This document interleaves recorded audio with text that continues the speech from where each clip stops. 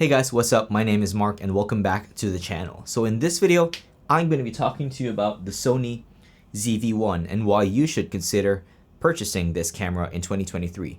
So the recently released ZV1 Mark II is a little bit popular now, so a lot of people are a little bit worried whether they should upgrade or not. I don't want to use the word worried, but you know, if you're a gear hoarder like me, you're like unsettled whether you should or should you not go for the Mark II. So I sold mine last year, but I bought one again just a few months after the ZV1 Mark II was released. So a lot of people might think that I've made a wrong decision of buying the Mark I again. I don't regret the purchase at all, because after watching the reviews on the internet and finding out what the new specs are for the Mark II, it's not that much big of a difference. So in terms of workflow, where does the ZV1 lie? Because I own the A7S III, which is the camera I'm filming on right now, and my main photo camera is the A7 Mark IV, which is this one right here, which is a little bit bigger. But my daily driver, or the camera that I bring with me most of the time, like 90% of the time, unless it's really like nighttime and I want to film at night, this is going to be in my camera bag. So the thing that blows my mind every time I pick up this camera and I bring it out to shoot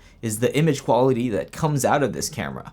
So whenever I film with this camera, I forget that I actually shot with the ZV1. Sometimes it tricks my brain that I thought that I shot with the A7 IV, but I actually shot with the ZV1. The 4K out of this is really clean. So the Sony ZV1 is actually my action camera. I call this my action camera. I tell this a lot to my friends that they're asking, Mark, why do you have a GoPro? You have so many cameras, but you don't own a GoPro. I said, this is my GoPro, because the image that comes out of this is much better than a GoPro. Of course, I could be wrong. I just don't like the way GoPro footage looks. So the second thing I like about this is the form factor. So if you compare it against the A7 Mark IV, big difference. You can see this is like the size of a deck of cards opposed to this big boy. Like I have a deck of cards over here. It's almost the same size and it doesn't weigh that much different. Of course this will be lighter. I'm exaggerating, but hey, this is a lightweight camera. So this camera is like a pocket cinema camera. I know this is a very cringy word to say right now, but it really is.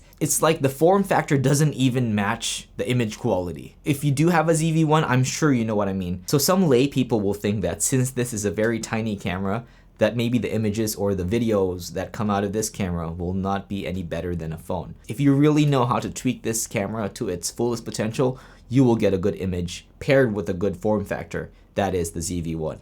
And one more weird thing that I like about the Sony ZV1 is its ability to be able to be used while it is plugged into a power brick. For example, you're filming something that could last like an hour. Your main problem would be the battery life, right? Because this is such a small battery that it doesn't last so long. But if you have a power bank plus a long cable, you could literally just leave this on a tripod. Yeah, you could record for hours. So to be honest, I've got three things that I don't like about the ZV1. And first and foremost is the thing that bugs me the most is where they decided to put the tripod thread, which is in the middle, which means if you do screw on a tripod onto this thing, or anything for that matter, you can't access the battery anymore or your memory card, which sucks. What if you want to swap batteries? But then again, if that really is a problem for you, you could just use what I said. You can just plug in a power bank and you can run this for days. And one more weird thing that I don't like about the ZV1, which is a little bit more techie and could be talked about in a different video, but whenever you're filming video, and even if you're using the manual audio gain settings, it has a very weird limiter. I don't know how to explain it, but I've tried it many times that even though I've set the audio levels the way I want to, there is a limiter. It's very subtle, but I assure you there is a weird limiter, an audio limiter built into this camera.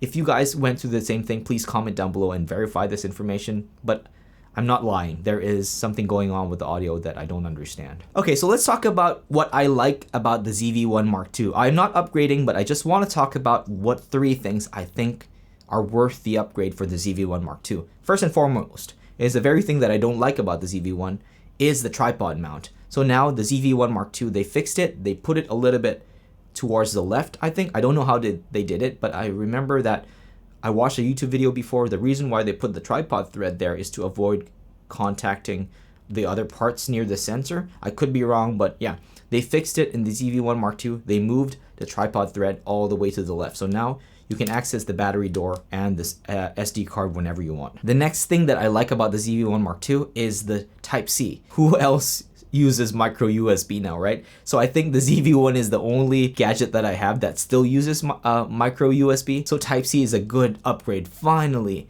But then again, I'm still not upgrading just because of that. But hey, USB Type-C is the way forward. And the last biggest upgrade that I think is worth the purchase of the ZV1 Mark II, but then again, it could be a crutch as well, is the new lens that they put on the ZV1 Mark II. So the Mark II now has an 18 to 40 f2.8. I could be wrong, but it's about 18 mm to 40 mm, opposed to this, which uses a 24 to 70 equivalent lens on the ZV1 Mark I.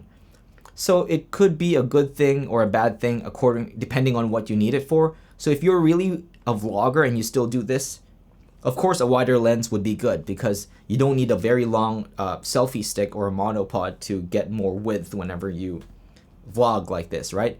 So I guess the ZV1 Mark II's strength is within its new lens. So those three things are what I think are worth the upgrade to the ZV1 Mark II. But if you already have the ZV1 Mark I, don't fret. It's still a good camera. Like, I don't think I will push myself to upgrade to the Mark II just because of those three. So that's it from me, guys. This is just a quick video talking about the ZV1 Mark II, just to reaffirm you guys that the ZV1 Mark I is still a good camera in 2023, and I highly recommend it for anybody who is planning to buy or enter the ZV1 ecosystem per se. So yeah, if you find this video helpful, please comment down below, let me know. Or if you have any questions regarding the ZV1, let me know as well in the comment section below. So as always, thank you guys so much for watching, and see you guys next time. Peace.